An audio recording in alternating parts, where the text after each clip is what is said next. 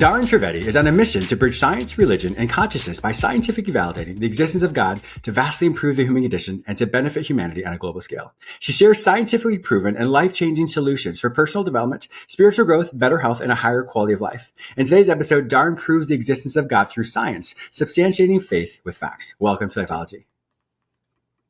Thank you, James. Happy to be here.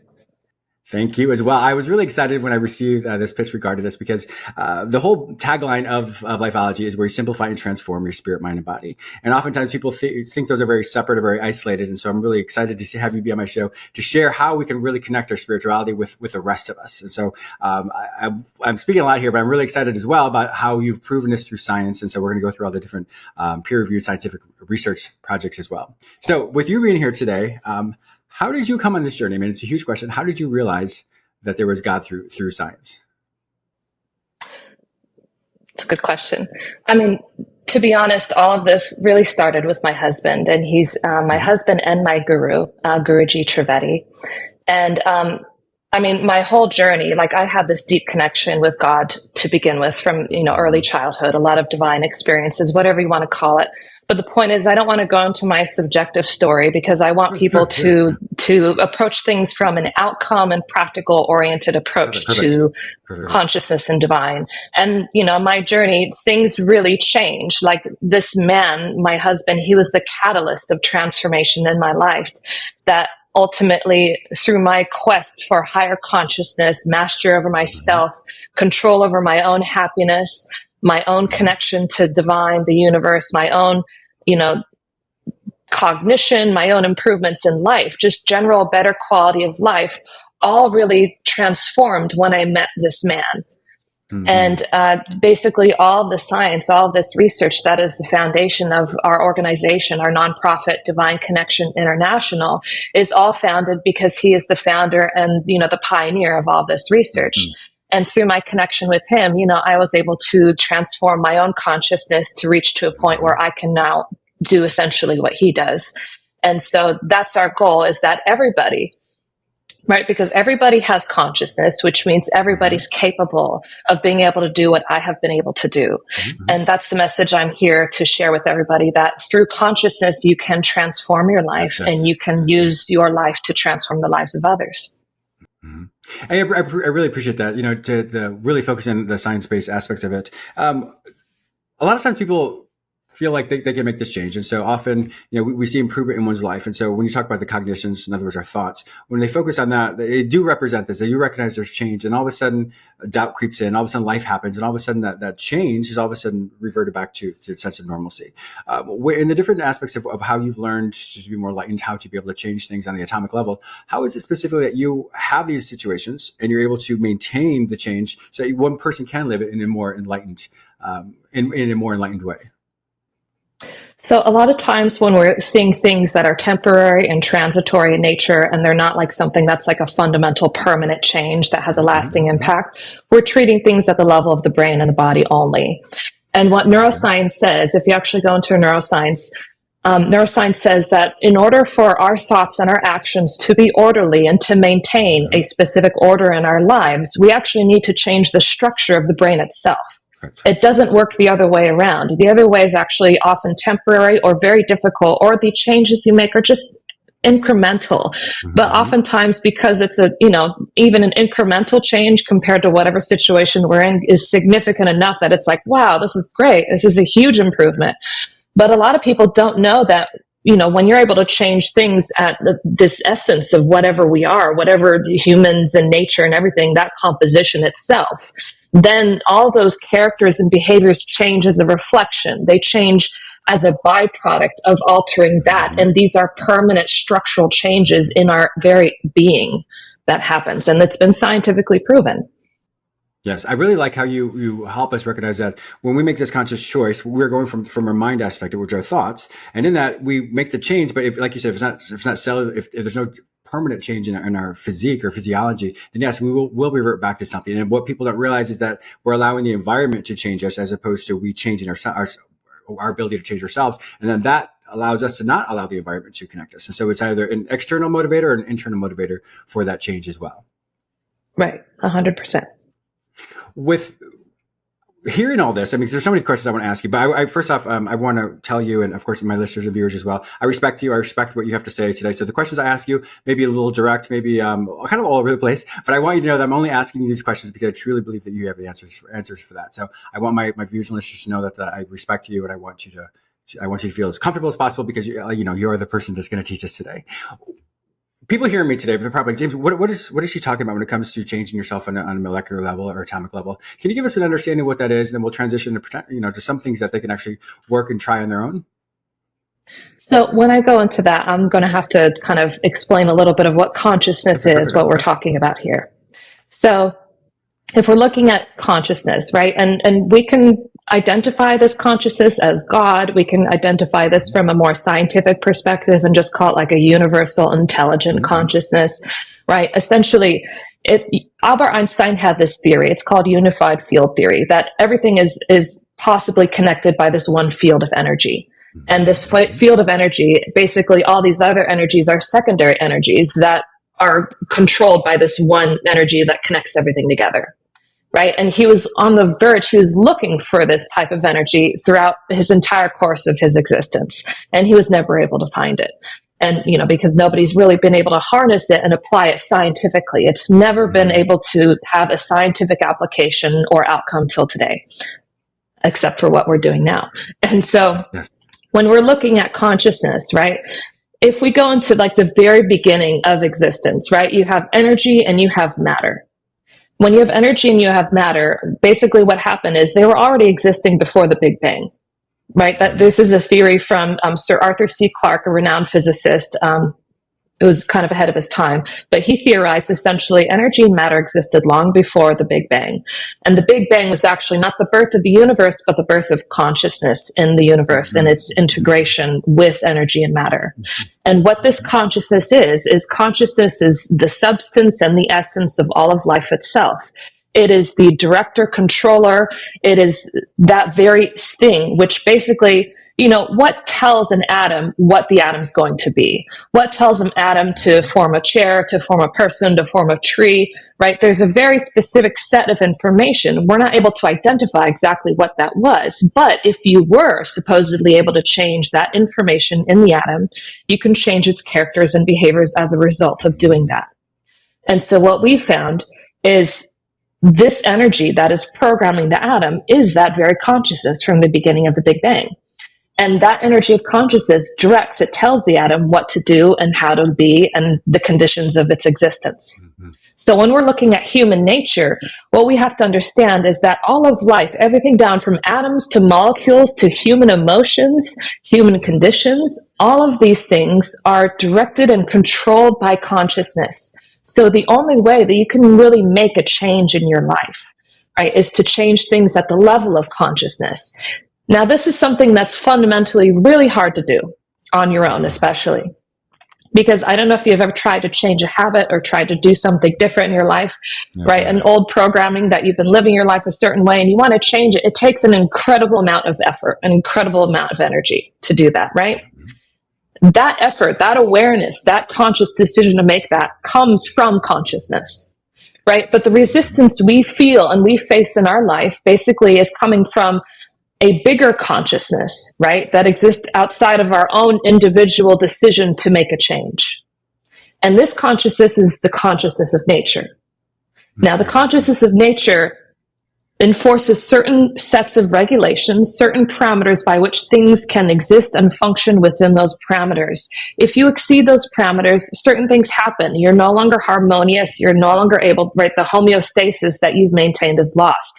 So your life is essentially lost, right? If your temperature, your body temperature goes above or below a certain parameter, you can die or go into a coma, right? There can be a lot of severe repercussions when you go outside of these bounds, right? So we're not meant to exceed or go outside of these bounds. Nature has tight regulation over that. So a lot of these things that are, prevalent in the wellness industry and, personal development, a lot of it is pseudoscience.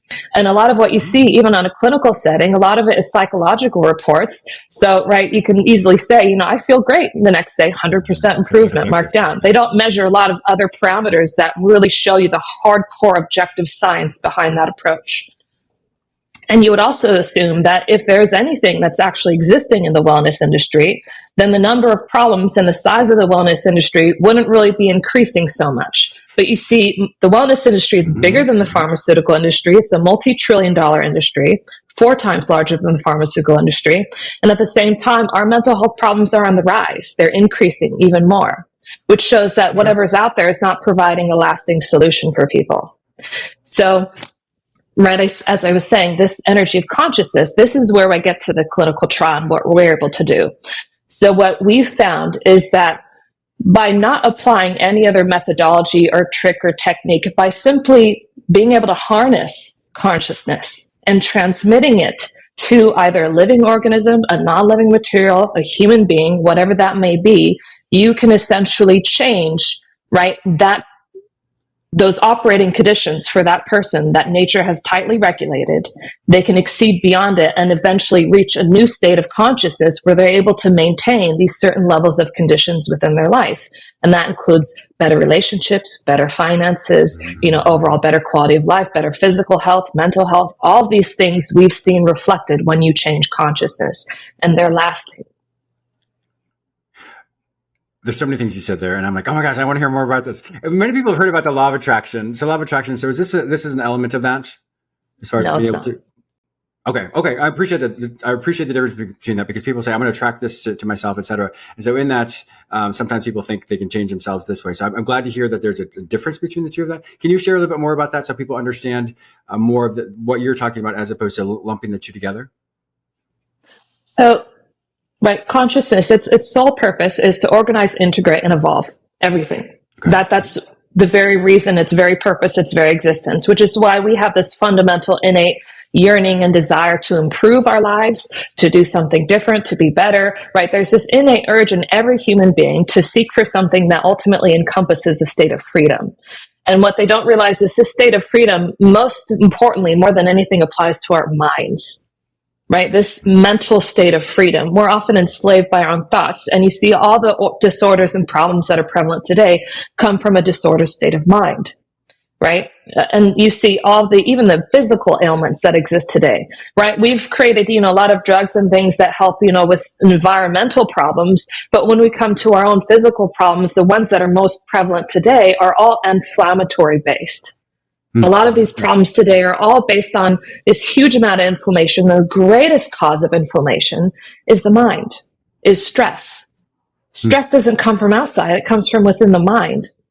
And a lot of people don't realize that stress, right, comes from essentially just having a lot of thoughts. It's not necessarily even having good thoughts or bad thoughts, because you can have something called positive delusion. Right? And positive delusion is another way that nature likes to keep you under control, because nature prevents you from growing. Yes. You're essentially no longer progressing and growing when you have positive delusions. You're no longer reflecting, you're no longer embodying the characters that consciousness uses to basically implement change into your life, to integrate and evolve your being. Mm-hmm. And so the whole point of this, right? There is a character that exists within nature, and this is called purity, right? Purity and innocence. And you see this prevalent in all of religions. Everybody talks about it in all religions and spirituality, this concept of purity and this concept of innocence, right? And it's coming from a level of vulnerability and sincerity with life itself, with who we are and with life, and with this ultimate authority that we have to acknowledge, that we have to understand has this huge control over us beyond our own minds. We often think that within our own minds, whatever we can do, we're the ones doing it and we're the ones most capable. And if you actually look even scientifically, what we've proven with over 6,000 science experiments, 660 peer-reviewed science publications, right? This is in life sciences, plants, animals, bacteria, viruses, fungi, seeds. We're talking non-living materials, right? Like metals, ceramics, polymers, chemicals. Non-living materials and living materials, they don't have a belief system. They don't have faith. They don't have their own minds, essentially, where that dictates, whether they're able to control their realities and change it once they change their minds. But this energy of consciousness can still change those things at the atomic and molecular and cellular levels, at the DNA level, at the genetic level. So without a mind, without this concept of self-reflection, and if I can change my mind, I can change my reality through the law of attraction, these things are still able to attract better conditions of life. Yeah. Yeah. The law of attraction doesn't apply to plants and metals and ceramics and polymers. Yeah, that's very true. Well spoken. Yeah, it's very true. Going back to the whole aspect of people being able to control their consciousness and manage that. What are some ways in which your techniques, the divine blessings, I believe. What is it that? How can you teach us at least one thing? I'm stumbling over my words here because I have so many things I want to ask you, and I have such a limited time. So, what would be one or two things that you can tell people to be able to have them practice this, to be the awareness of that, and then of course I want them to connect with you and learn more about it.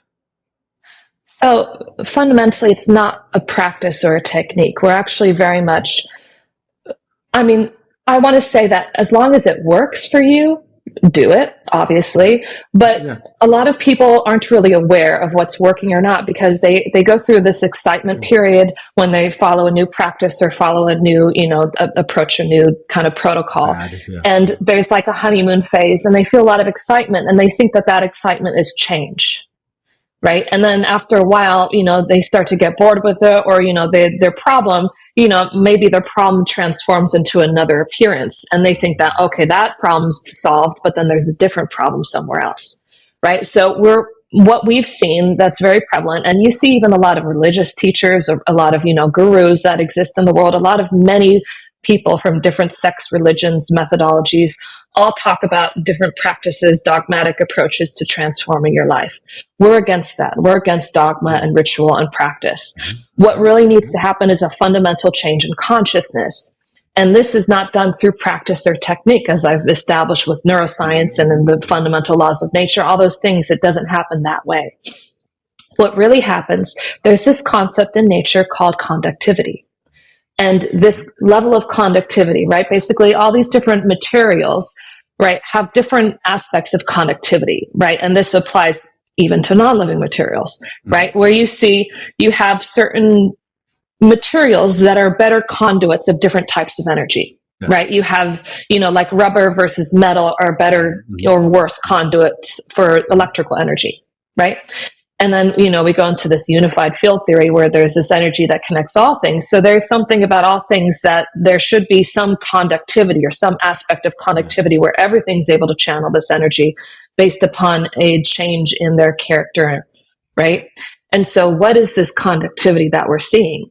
So what we've seen with humans, because consciousness works different in humans, though consciousness is the one universal principle that applies to all things.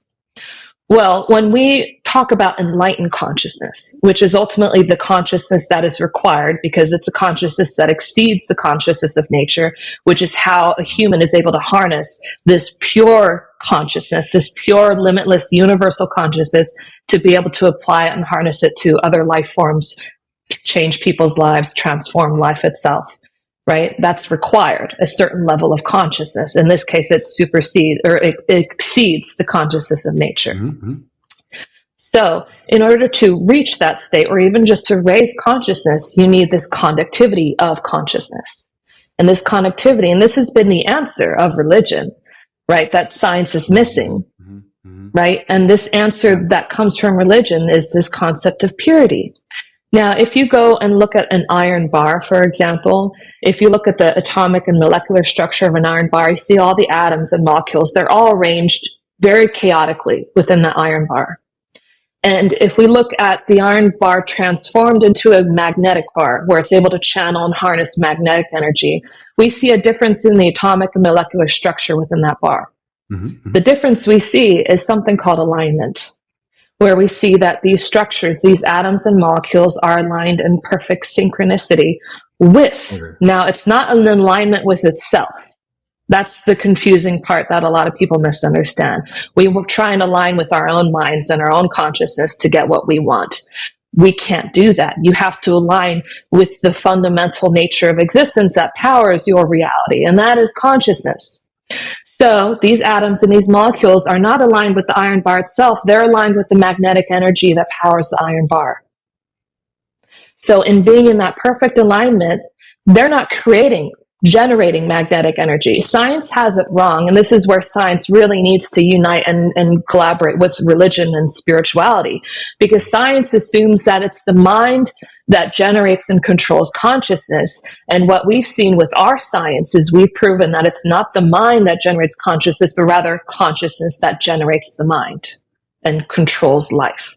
Interesting. So this alignment, right, is harnessing this magnetic energy that already exists in nature. It's already there. It's not creating magnetic energy, it's harnessing magnetic energy. And in doing so, it's acting as a conduit. And if you get other iron bars or other magnetic particles, it can actually magnetize other particles as well through its mere presence. It's not following a trick or a technique or a practice, it's simply being. It's simply being whatever it needs to be to harness that magnetic energy. So in the same thing, when we're talking about humans consciousness obviously is very different. There are certain things that apply to humans that don't apply to metals and ceramics, polymers, that don't even apply to trees and animals per se. And these are these characters of essentially purity, of pure, you could say, compassion, selflessness, love, loyalty, all these different aspects. But all of these things are just emanations that come from a pure place of mind. And what this pure place of mind is a place of stillness, is a place of not generating more thoughts and trying to change your reality by changing your thoughts, but rather the quiescence of thought itself is a place of stillness. And from that stillness, these characters you see, and we've seen this even in our clinical trial, which I would like to cover real quick as well, is that this stillness, right? These characters come out from that stillness. They naturally generate themselves. You don't need to be loving, right? You can't control love. You can't force yourself to be loving. There's no trick practice that can make you more loving. But we've seen that when you are more loving, obviously there's a certain power to that of consciousness that works behind that love. So when we're talking about things in terms of purity of the mind, it's from this purity of the mind, purity and consciousness, that this love comes forth from. So it's the consciousness that powers the love. It's consciousness that powers any practice. It's consciousness that makes meditation effective, not meditation itself. Yes. Yeah, I follow that. I'm sure many people followed it as well. And we'll have to listen to this multiple times in order to capture everything you said. You speak so well, by the way. And let's transition into the clinical trials, because we only have, I'm going to give you 5 minutes to be able to do that. I know we're going over a little bit, but I'm going to cut the full episode for you. Go ahead. Well, I just want to quickly say, one of the greatest things that I'm excited about of our science research is our most recent clinical trial. The clinical trial that I did, I was basically sitting in the location of Florida, and all the participants were, located in India. So this is a remote transmission, right?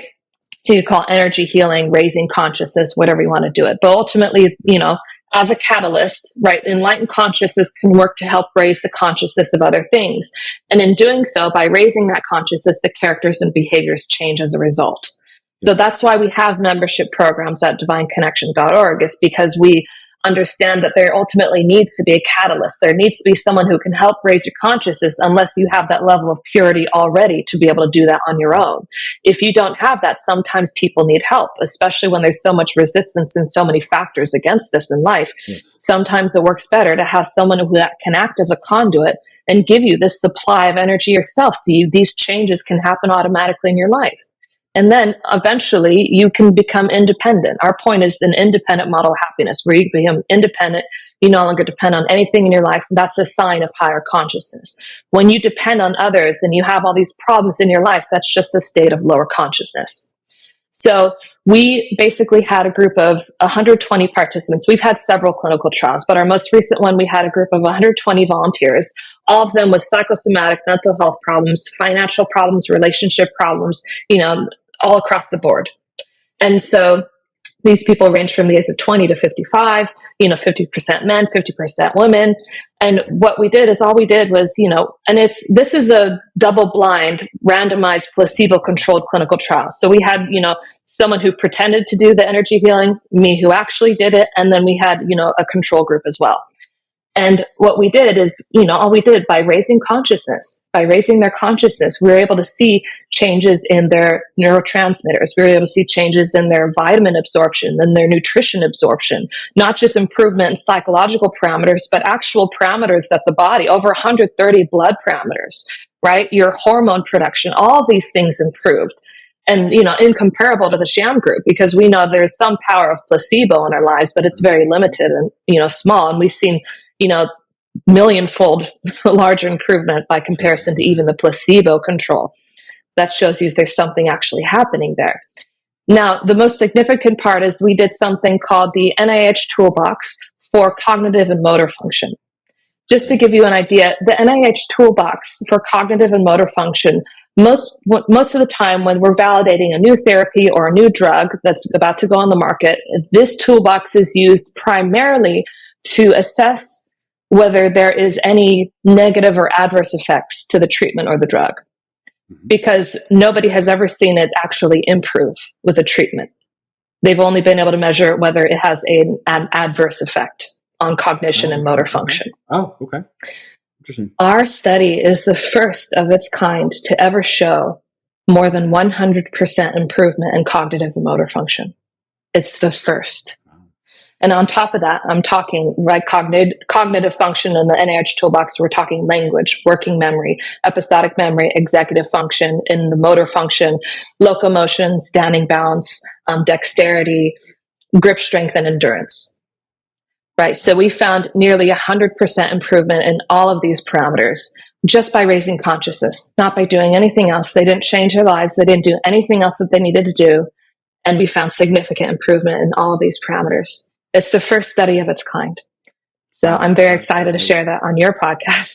Yes. Yeah. I'm very excited to learn more about this as well. Like I said, there's so many things I want to ask you, and unfortunately our time is up. I